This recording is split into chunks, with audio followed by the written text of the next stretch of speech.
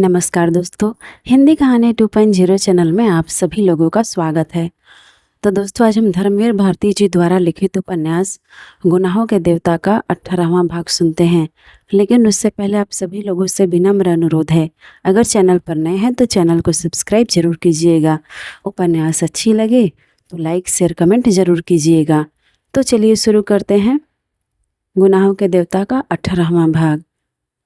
दोस्तों, हमने पिछले एपिसोड में सुना कि चंदर अब बिल्कुल बदल गया है। उसका स्वभाव बिल्कुल कठोर हो गया है। महीनों बाद सुधा का खत आया, लेकिन उसने खत के जवाब में सुधा को मना कर दिया कि आगे से वो खत ना लिखे।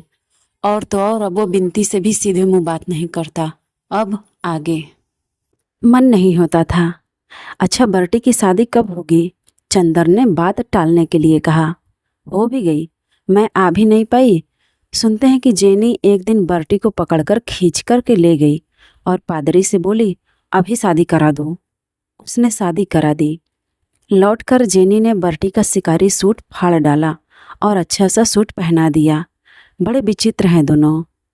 एक दिन सर्दी के वक्त बर्टी स्वेटर उतारकर जेनी के कमरे में गया तो मारे गुस्से के जेनी ने सिवा पतलून के सारे कपड़े उतारकर बर्टी को कमरे से बाहर निकाल दिया। मैं तो जब से आई हूँ रोज नाटक देखती हूँ। हाँ देखो, यह तो मैं भूल ही गई थी। और उसने अपने जेब से पीतल की एक छोटी सी मूर्ति निकालकर मेज पर रखी। एक भुटिया औरत इसे बेच रही थी। मैंने इसे मांगा तो वह बोली, यह सिर्फ मर्दों के लिए है। मैंने पूछा क्यों? तो बोली, इसे अगर मर्द पहन ले तो उस पर किसी औरत का जादू नहीं चलता।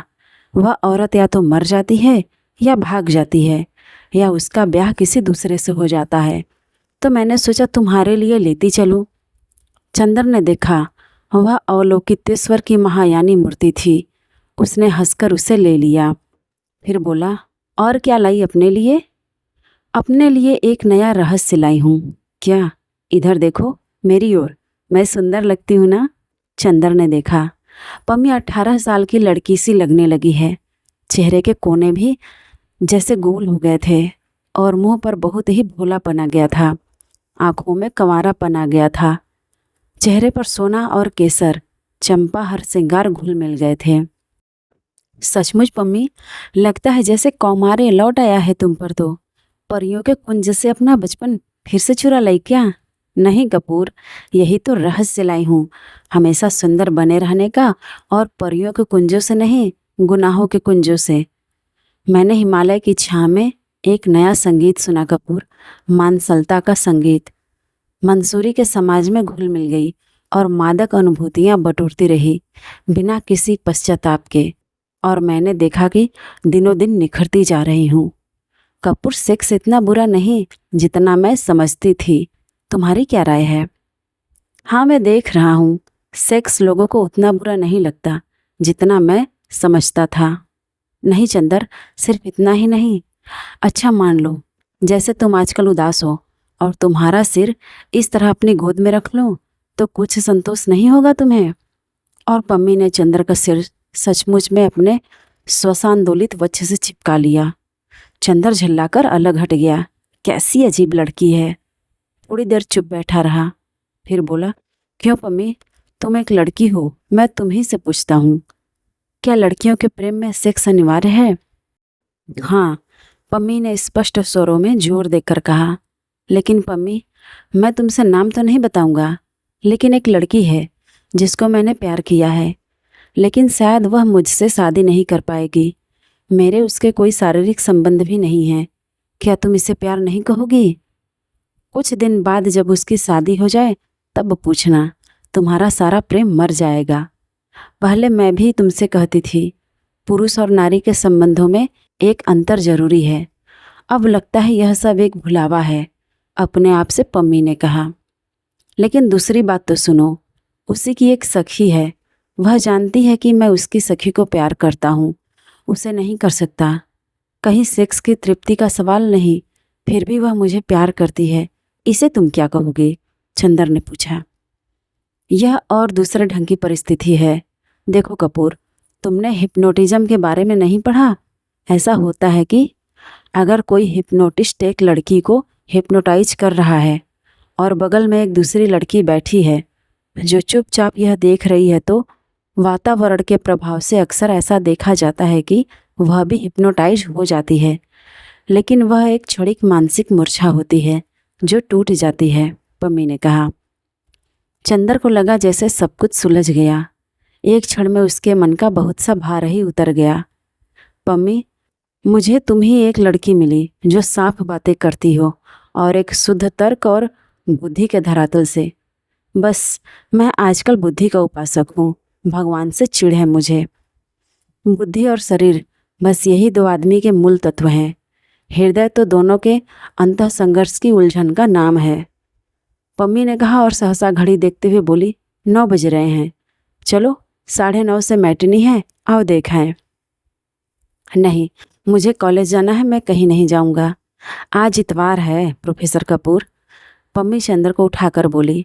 मैं तुम्हें उदास नहीं होने दूंगी मेरे मीठे सपने। तुमने भी मुझे इस उदासी के इंद्रजाल से छुड़ाया था, याद है ना?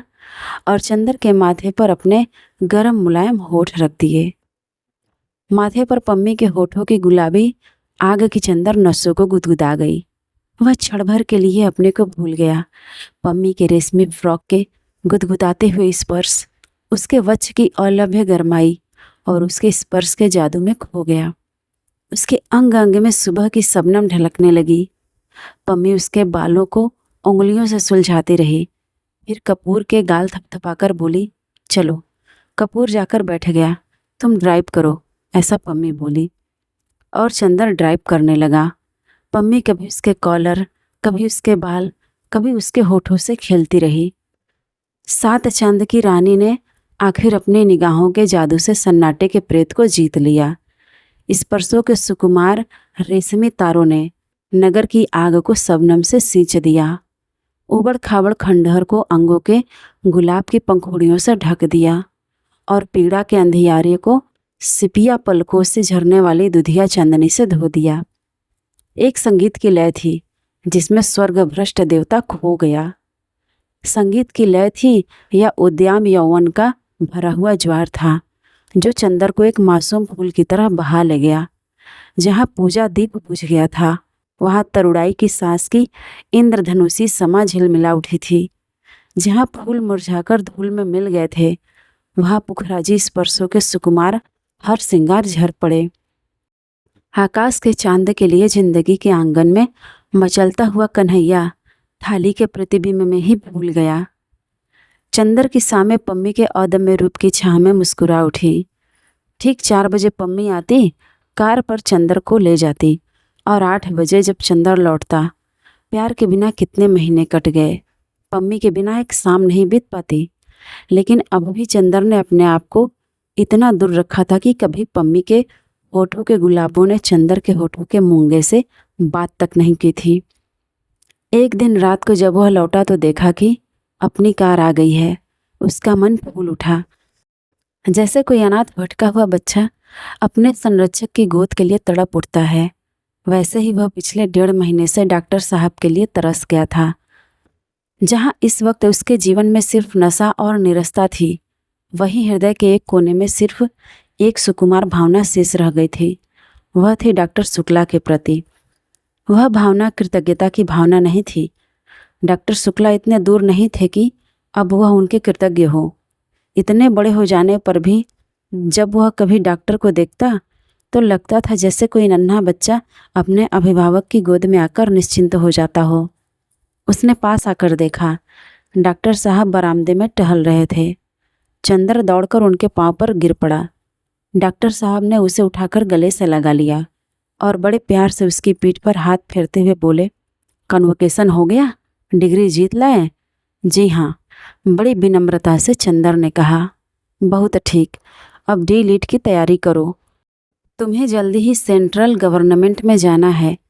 डॉक्टर साहब बोले, मैं तो 15 जनवरी को दिल्ली जा रहा हूँ, कम से कम साल भर के लिए। इतनी जल्दी ऑफर आ गया? चंदर ने अचरज से पूछा। मैं उन दिनों दिल्ली गया था ना, तभी एजुकेशन मिनिस्टर से बात हुई थी। डॉक्टर साहब ने चंदर को देखते हुए कहा, अरे तुम कुछ दुबले हो रहे हो, क्यों? महाराज जी ने ठीक से काम नहीं किया? नहीं, चंदर हंसकर बोला, बिनती की शादी ठीक ठाक हो गई? बिनती की शादी? डॉक्टर साहब ने सिर झुकाए हुए टहलते हुए एक बड़ी फीकी हंसी हंसकर कहा, बिनती और तुम्हारे बुआ जी दोनों अंदर हैं। अंदर हैं? चंदर को यह रहस्य कुछ समझ में ही नहीं आता था। इतनी जल्दी बिनती लौट आई? बिनती गई ही कहाँ? डॉक्टर साहब ने बहुत चुपचाप सिर झुकाकर कहा और बहुत करुण उदासी उनके मुंह पर छा गई। वह बेचैनी से बरामदे में टहलने लगे। चंदर को साहस नहीं हुआ कुछ पूछने का। कुछ अमंगल अवश्य हुआ है। वह अंदर गया। बुआ जी अपनी कोठरी में सामान रख रही थी और बिनती बैठी सील पर उड़द की भीगी दाल पीस रही थी। बिनती ने चंदर को देखा, दाल में सने हुए हाथ जोड़कर प्रणाम किया, सिर को आंचल से ढककर चुपचाप फिर से दाल पीसने लगी। कुछ बोली नहीं। चंदर ने प्रणाम किया और जाकर बुआ के पैर छू लिए। अरे चंदर है, आओ बिटवा, हम तो लुट गए। और बुआ वहीं देहरी पर सिर थामकर बैठ गई। क्या हुआ बुआ जी? होता का भैया, जन बदा रहा भाग में वही भवा। और बुआ अपनी धोती से आंसू पोंछकर बोली, ये हमारी छाती पर मूल दरे के लिए बदी रही तौन जमी है। भगवान कोनो को ऐसी कलंकिनी बिटिया न दे। 3 भवरी के बाद बारात उठ गई भैया, हमारा तो कुल डूब गया। और बुआ जी ने उच्च स्वर में रुदन शुरू किया। बिनती ने चुपचाप हाथ धोए और उठकर छत पर चली गई। चुप रहो हो, अब रो रो के काहे जीव हलकान करत हो। गुणवंती बिटिया बाय, हजारा नाय के बिटिया के लिए गोड़े गिरी हैं, अपना एकांत होई के बैठो, महाराजिन ने पूड़ी उतारते हुए कहा। आखिर बात क्या हुई महाराजिन? चंदर ने पूछा। महाराजिन ने जो बताया उससे पता लगा कि लड़के वाले बहुत संकीर्ण मना और स्वार्थी थे। पहले मालूम हुआ कि लड़का उन्होंने ग्रेजुएट बताया था, वह था इंटर फेल। फिर दरवाजे पर झगड़ा किया उन्होंने। डॉक्टर साहब बहुत बिगड़ गए। अंत में मड़वे में लोगों ने देखा कि लड़के के बाएं हाथ की उंगलियां गायब है। डॉक्टर साहब इस बात पर बिगड़े और उन्होंने मड़वे से बिनती को उठवा दिया। फिर बहुत लड़ाई हुई, लाठी तक चलने की नौबत आ गई। जैसे तैसे झगड़ा निपटा। 3 भावरों के बाद ब्याह टूट गया। अब बताओ भैया। सहसा बुआ आंसू पोंछकर गरज उठी।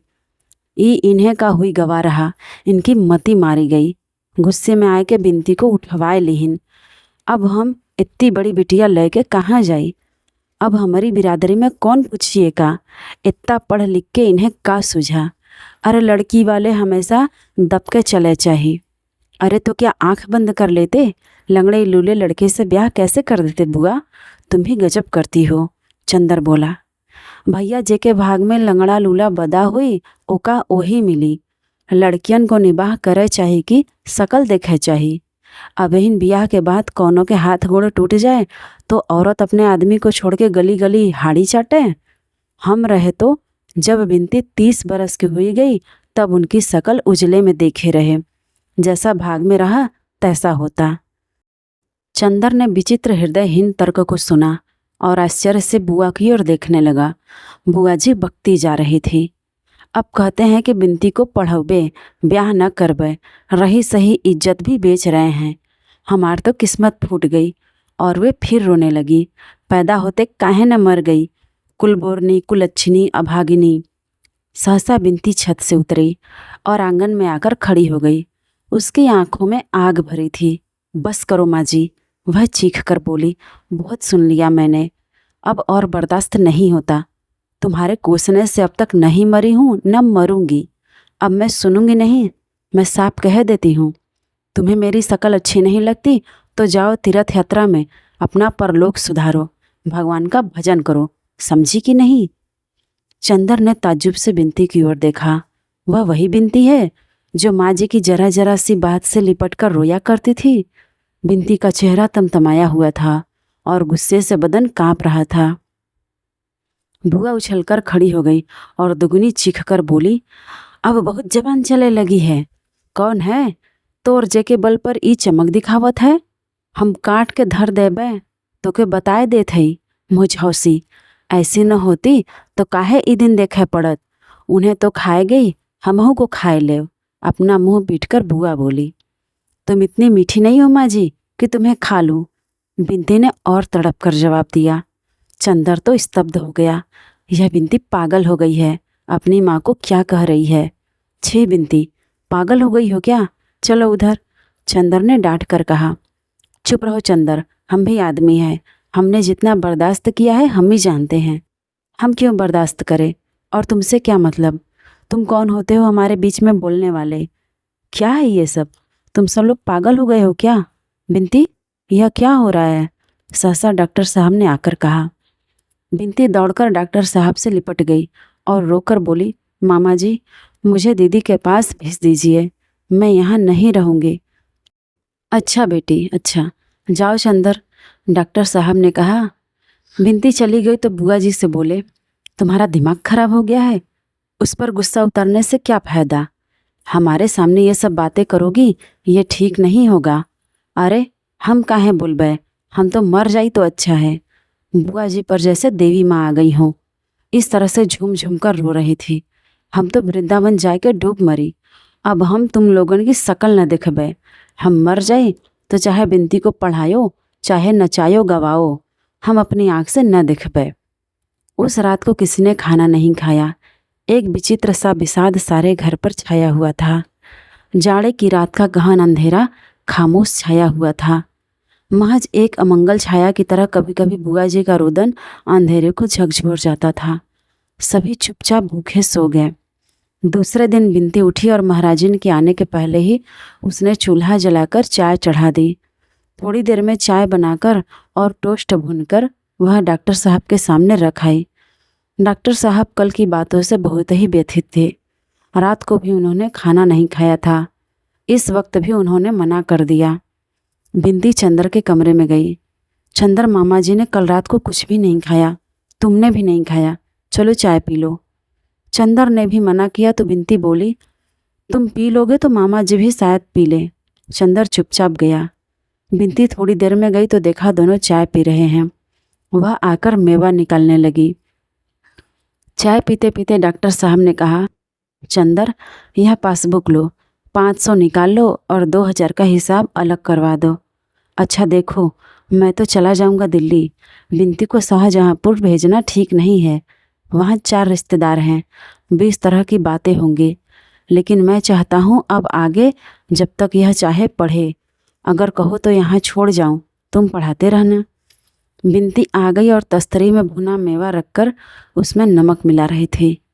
चंदर ने एक स्लाइस उठाई और उस पर नमक लगाते हुए बोला, वैसे आप यहाँ छोड़ जाए तो कोई बात नहीं है, लेकिन अकेले घर में अच्छा नहीं लगता। 2-1 रोज की बात दूसरी होती है, एकदम से साल भर के लिए, आप समझ लें। हाँ बेटा, कहते तो तुम ठीक हो। अच्छा, कॉलेज के हॉस्टल में अगर रख दिया जाए? डॉक्टर साहब ने पूछा। मैं लड़कियों को हॉस्टल में रखना ठीक नहीं समझता हूँ, चंदर बोला। घर के वातावरण और वहाँ के वातावरण में बहुत अंतर होता है। हाँ, यह भी ठीक है। अच्छा, तो इस साल मैं इसे दिल्ली लिए जा रहा हूँ, अगले साल देखा जाएगा। इस महीने भर में मेरा सारा विश्वास हिल गया। सुधा का विवाह कितनी अच्छी जगह किया गया, मगर सुधा पीली पड़ गई है। कितना दुख हुआ देखकर। और बिनती के साथ यह हुआ, सचमुच यह जाति विवाह सभी परंपराएं बहुत ही बुरी हैं, बुरी तरह सड़ गई हैं। उन्हें तो काट फेंकना चाहिए। मेरा तो वैसे इस अनुभव के बाद सारा आदर्श ही हिल गया है। चंदर बहुत अचरज से डॉक्टर साहब की ओर देखने लगा। यही जगह थी। इसी तरह बैठकर डॉक्टर साहब ने जाति, बिरादरी, विवाह आदि सामाजिक परंपराओं की कितनी प्रशंसा की थी। तो दोस्तों, आज के धर्मवीर भारती जी द्वारा लिखित उपन्यास गुनाहों के देवता का 18वां भाग आपको कैसा लगा, कमेंट करके जरूर बताइएगा। और अगर चैनल पर नए हैं तो चैनल को सब्सक्राइब जरूर कीजिएगा और अपने दोस्तों को भी शेयर कीजिएगा।